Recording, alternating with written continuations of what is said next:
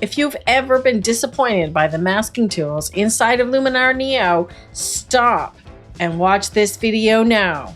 I'm Darlene with Digital Photo Mentor, and in this tutorial, you'll see the newly improved masking tools in Luminar Neo and learn how to use them. You'll see how to do things like get rid of annoying halos around your subject and how to make your edits blend seamlessly. So if you're ready, let's dive into masking.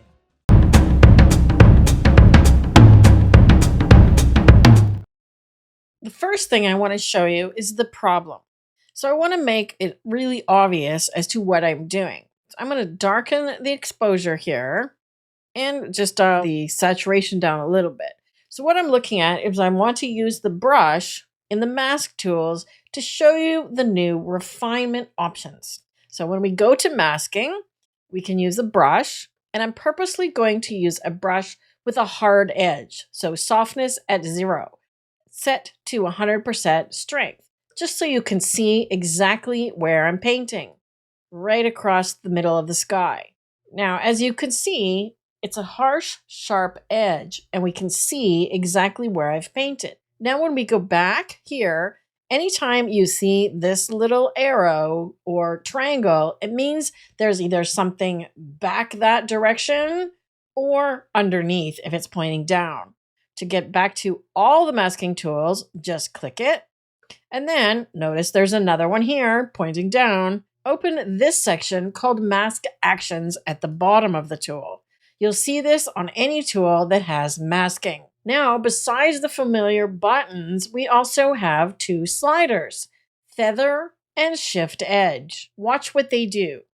As I drag the feather slider up, notice the edge of where I painted becomes softer. So even though I painted with a hard edge brush, I can now soften it after the fact.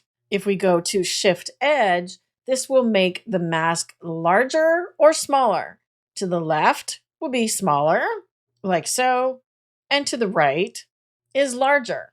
When you combine these two with the other options of the masking, it becomes really powerful. Let's see how it plays out in a more realistic manner. I'm just going to reset this, and I'm going to work with the Enhance tool first. Looking at this edge of the image, pay close attention to the top of the trees here.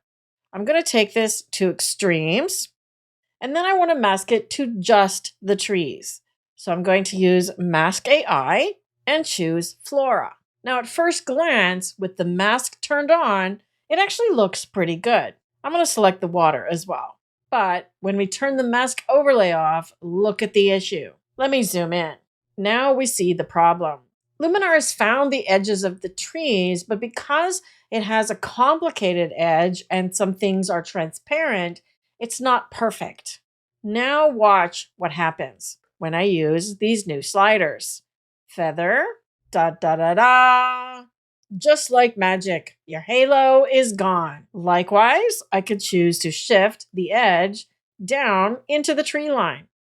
It's still kind of hard edged though, so I might use a combination of shifting it to make it closer to the edge of the trees and then feathering it. Now we have no halo and the edits have been applied seamlessly. The goal is you don't want anybody to know that you've edited the image. When you have an obvious halo like that, it's a dead giveaway.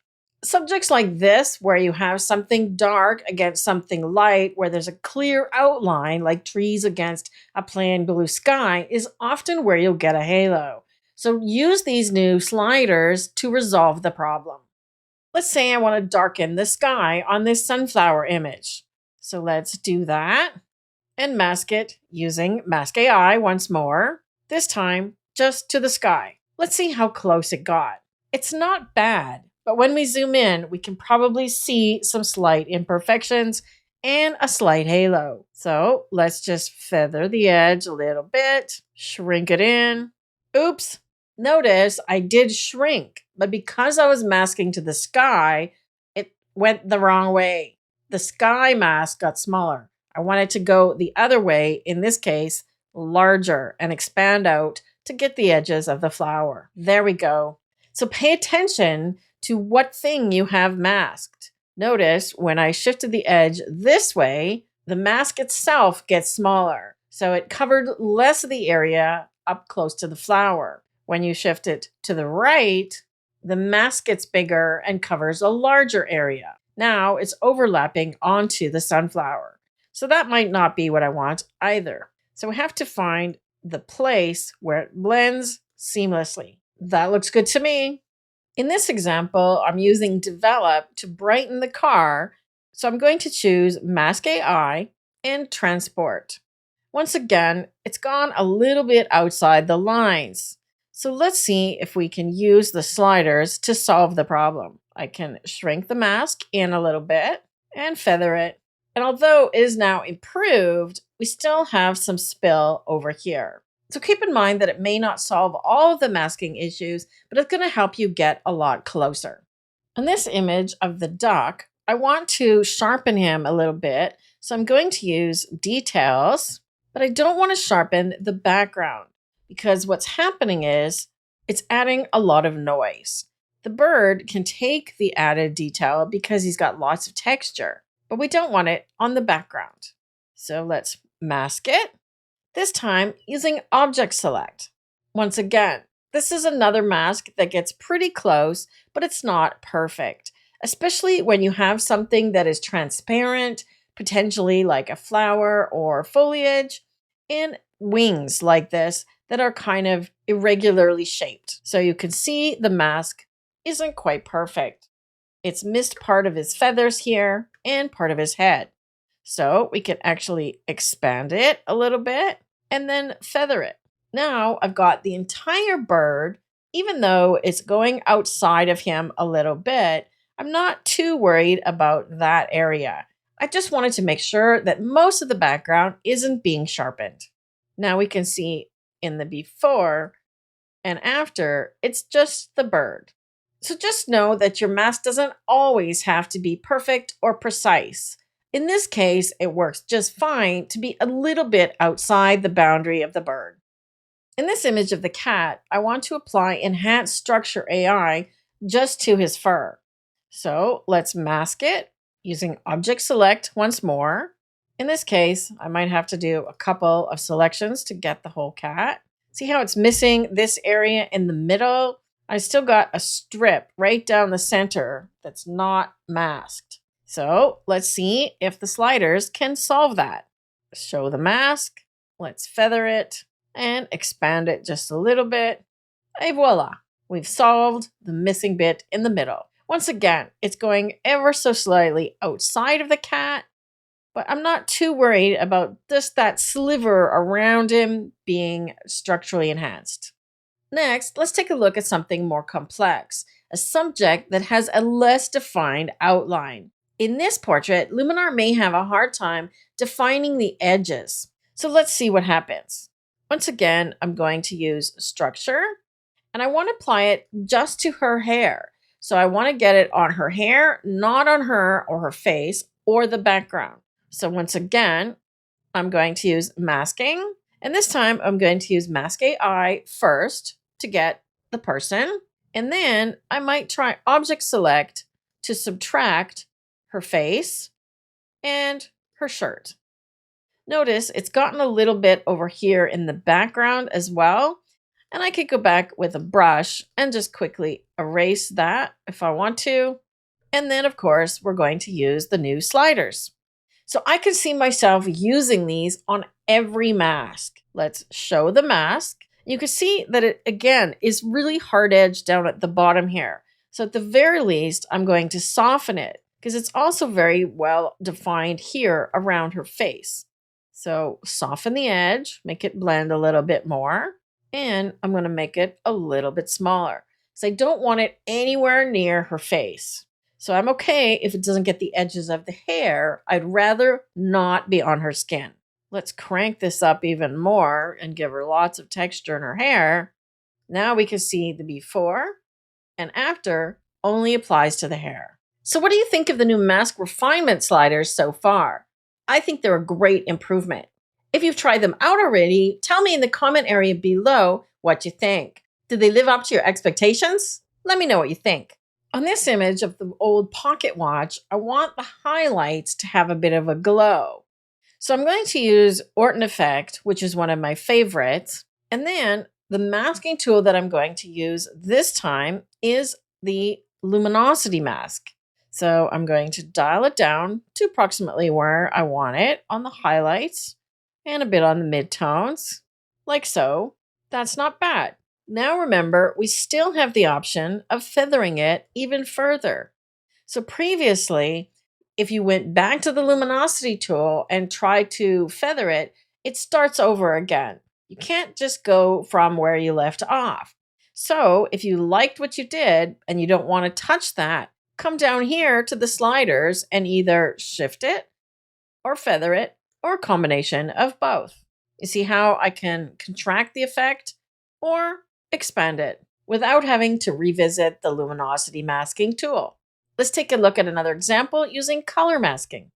I've applied color harmony to this mountain scene, but let's say I wanted just to apply on the mountains only. So we can use color masking here, choose something in this range up here in the mountains, set it about there. Then let's see what we've got. In terms of the mask, it's overlapping into the sky a little bit, but I don't think it's a problem. If it is, we can just shrink it and feather it. Remember, by doing so, we're going to feather the mask out to soften it a little bit in these areas here. So it's kind of an extension of the color tool where you're expanding or contracting the color range, but in a different way. So working together, it gives you a really nice 1-2 punch to select the precise area that you want. This time I'm going to use Enhance AI, but I only want it to apply to the blue areas or the green areas. Let's see which works better. So I'm going to choose color and let's pick sort of a medium blue. Give it a little bigger range, like so. Now you can see it's starting to create a band in this area. So it's not blending smoothly, but if we feather it, we get rid of that problem. See that? Much softer. And of course, we can contract it or expand it. So let's clear the mask. These sliders stay put. And now when I choose a new color, let's go with green. Interesting, there's green up here in the mountain as well. Notice the masking sliders stayed the same. So I can feather them less, shrink it a bit more, and make sure it's not on the mountain or areas that we didn't want. I found that the color and the luminosity masking have been a little bit hit and miss because of the inability to change the color or change the range of brightness that you choose at first. Now that we have the ability to feather and shift the edge of the mask, I think I might use those two a little more often. I've already applied what is quickly becoming my favorite tool in Luminar Neo, light depth, to this image, just to brighten them up a little bit. It's brilliant. I love that tool. Check out my other video on light depth if you want more information on how to use that tool. With the new Bokeh AI tool, now we can blur the background, but I want to show you a little trick. I actually mentioned this in my Bokeh AI video as well.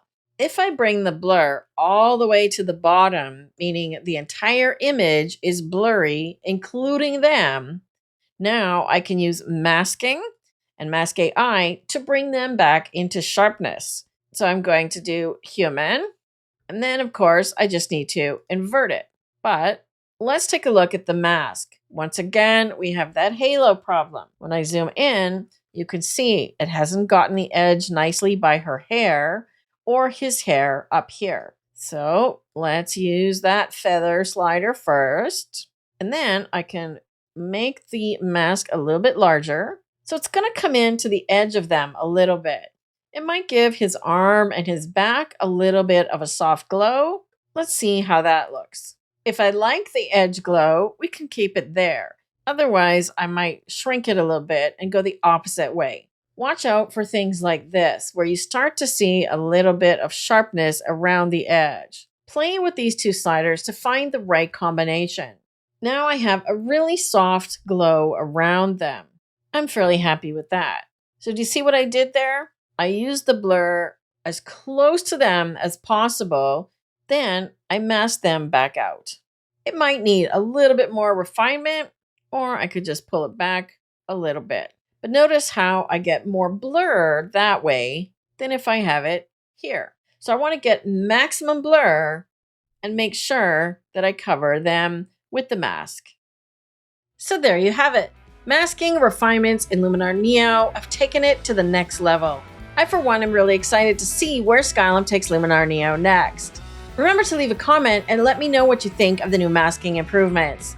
Until next time, take care and check out some of my other videos here on YouTube.